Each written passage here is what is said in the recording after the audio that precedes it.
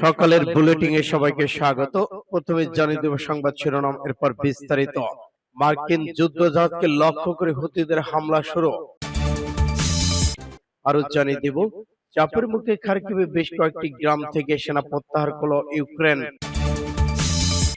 আরো থাকছে, গুলিবিদ্ধ স্লোভাকিয়ার প্রধানমন্ত্রী, অবস্থা আশঙ্কাজনক। আরো জানিয়ে দিব, ইসরায়েলকে রাফা হামলা চালানো অভিযান অবিলম্বে বন্ধ করার আহ্বান ইউরোপীয় ইউনিয়নের। ইসরায়েলি বন্দরে কামিকাজে ড্রোন দিয়ে এবার হামলা চালালো ইরাকের যোদ্ধারা। আরো থাকছে, ইসরায়েলি ট্যাঙ্ক আসার খবরে রাফা ছেড়ে পালিয়েছে 4 লাখ মানুষ।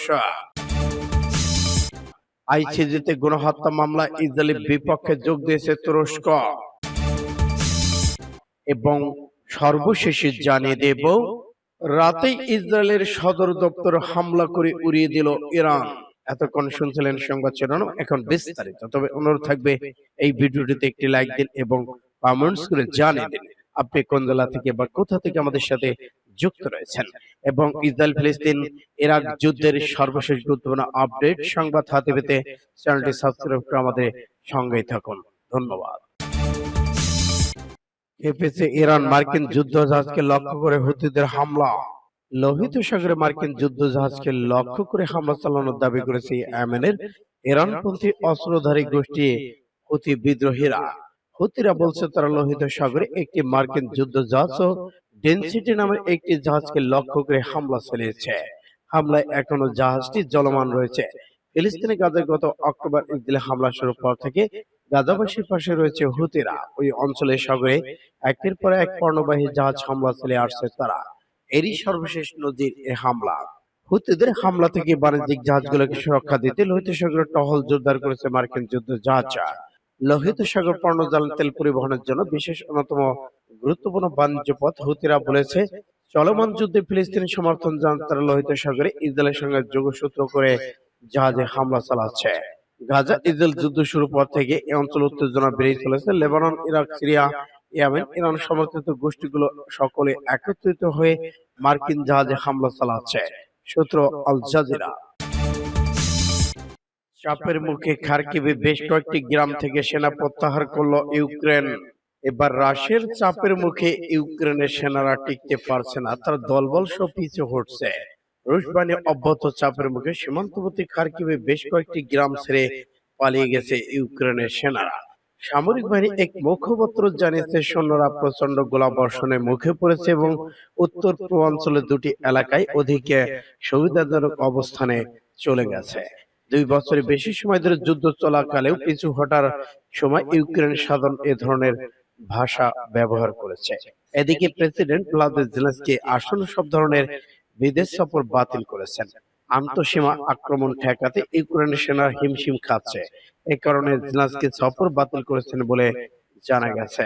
এদিকে রুশ সেনা মোকাবেলায় ইউক্রেন অস্ত্র সেনা ঘাঁটিতে ঢুকছে।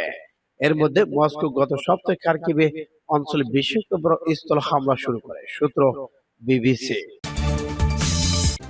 এবার গুলিবিদ্ধ স্লোভাকিয়ার প্রধানমন্ত্রী, অবস্থা আশঙ্কাজনক।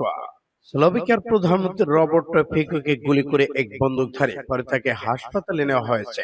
হাসপাতাল অভিযুক্ত হামলাকারীকে আটক করেছে পুলিশ। গতকাল দেশটির রাজধানী থেকে 180 কিলোমিটার পূর্বে হ্যান্ডোলোভা শহরে একটি সাংস্কৃতিক কমিউনিটি সেন্টারের সামনে এই ঘটনা ঘটে। সেখানে সরকারি এক বৈঠকে যোগ দিয়েছিলেন তিনি। একটি ভিডিও ফুটেজে দেখা যায় সেন্টারের বাইরে বেশ কিছু মানুষ হামলাকারীকে ধরতে ছুটছে। ফিকোর অফিসিয়াল ফেসবুক পেজ থেকে তার শারীরিক অবস্থা সম্পর্কে বলা হয়েছে, প্রধানমন্ত্রীকে লক্ষ্য করে একাধিক গুলি ছোড়া হয়েছে এবং তার জীবন হুমকির মধ্যে রয়েছে। এই মুহূর্তে তাকে হেলিকপ্টারে করে বাংকোশা নিয়ে যাওয়া হচ্ছে, কারণ ব্রাতিস্লাভাতে পৌঁছাতে বেশি সময় প্রয়োজন হবে। আল জাজিরা জানিয়েছে, পার্লামেন্টের ঘটনায় এ সময় অধিবেশন চলছিল। বিষয়টি সদস্যদের অবহিত করেন ডেপুটি স্পিকার লোবোসো ব্লাহা।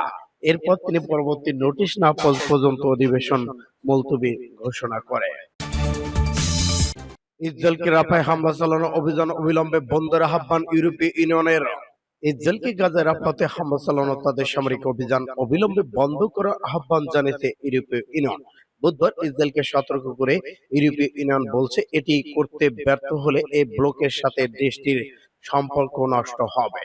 ইউরোপীয় ইউনিয়নের পররাষ্ট্রনীতি বিষয়ক প্রধান জোসেফ বরেল ইউরোপীয় ইউনিয়ন নামে জারি করা বিবৃতিতে বলেছেন, ইসরায়েল রাফাতে তাদের সামরিক অভিযান অব্যাহত রাখলে তা অনিবার্য কারণে ইসরায়েলের সাথে ইউরোপীয় ইউনিয়নের সম্পর্ক নেতিবাচক প্রভাব ফেলবে। বিবৃতিতে আরো বলা হয়েছে, ইউরোপীয় ইউনিয়ন ইসরায়েলকে রাফাতে তাদের সামাজিক অভিযান অবিলম্বে বন্ধ করার আহ্বান জানিয়েছেন। তারা সতর্ক করে দিয়ে বলেছে, এটি গাজায় মানবিক সহায়তা বিতরণকে আরো ব্যাহত করেছে এবং সেখানে লোকজন দুর্ভিক্ষের মুখে ঠেলে দিচ্ছে।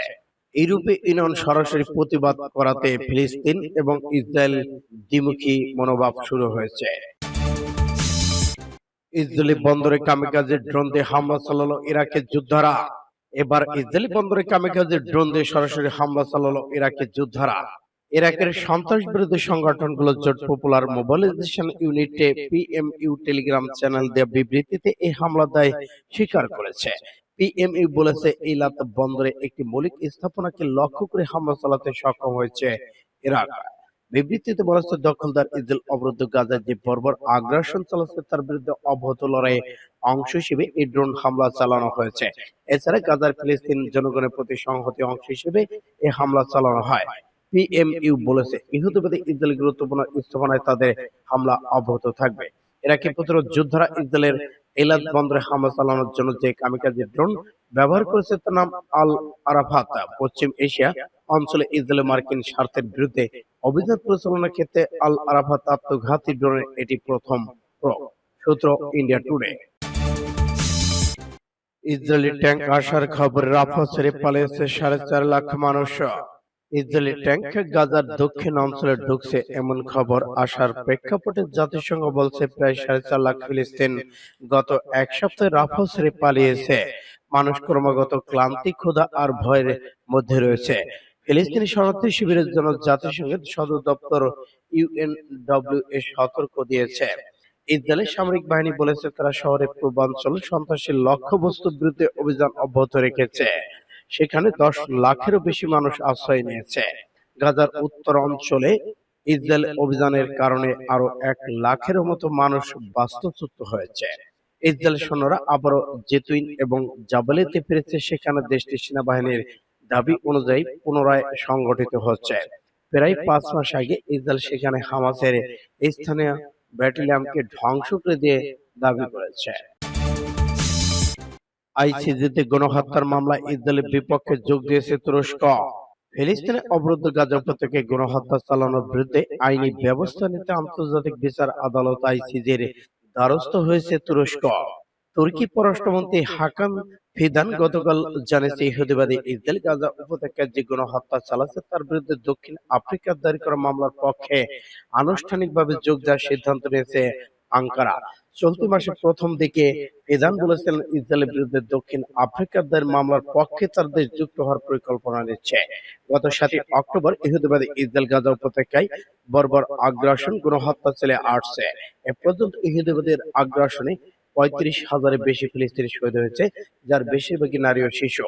রাজধানী আঙ্কারায় গতকাল অস্ট্রেলিয়া পররাষ্ট্রমন্ত্রীর সঙ্গে এক সংবাদ সম্মেলনে তুর্কি পররাষ্ট্রমন্ত্রী বলেছেন, আমরা 7 অক্টোবর বেসামরিক নাগরিকদের হত্যাকাণ্ডের নিন্দা জানাই, কিন্তু ইসরায়েল পরিকল্পনাভাবে হাজার হাজার নিরাপদ ফিলিস্তিনকে হত্যা করেছে। সূত্র পাঁচ টুডে। রাতে ইসরায়েলের সদর দপ্তর হামলা করে উড়িয়ে দিল ইরান।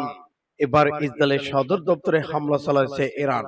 যুদ্ধের 4 মাস পেরিয়ে গেলেও হামাস ও ইসরায়েলের মধ্যে রক্তক্ষয়ী যুদ্ধ চলমান রয়েছে। এখনো যুদ্ধ থামার কোনো ইঙ্গিত নেই। যুদ্ধবিরতি আলোচনা সমঝোতায় আসার কাছাকাছি হলেই ইসরায়েল পাল্টা হামলা চালায়, ফলে ভেস্তে যায় যুদ্ধবিরতি। এরই মাঝে যুদ্ধের ময়দানে উদ্বেগ বাড়ছে ইরান। এবার ইরানে ইসরায়েলের গোয়েন্দা সংস্থা সদর দপ্তর উড়িয়ে দিয়েছে ইরান। এমনকি আক্রমণ আরো তীব্র করার ডাক দিয়েছে তেহরান। রয়টার্স সূত্র বলেছে, সোমবার ইরাকের কুর্দিস্তান অঞ্চলে অবস্থিত ইসরায়েলের গুপ্তচর বাহিনীর সদর দপ্তরে হামলা চালানো হয়েছে।